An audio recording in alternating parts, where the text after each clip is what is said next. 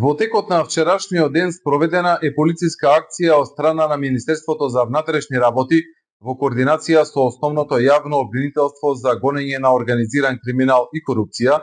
при што врз основа на обезбедени наредби од Основен кривичен суд извршени се претреси на повеќе локации на подрачје на Скопје, Битола и Кичево, кај правни и физички лица, во врска со сторени кривични дела поврзани со сомнителни набавки на деривати.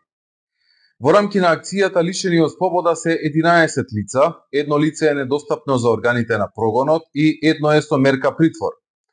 Досега од извршените претреси пронајдени и одземени се документација, 5 мобилни телефонски апарати, околу 1500 парчиња амуниција од различен калибар, 2 пиштоли и 3 патнички моторни возила.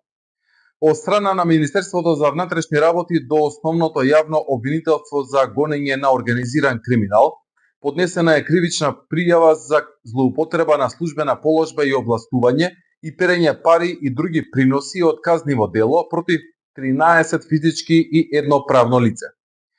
Министерството за внатрешни работи по насоки на надлежниот јавен обвинител ќе продолжи со преземање на понатамошни полициски активности и дејствија со цел обезбедување на други докази поврзани со други кривични дела.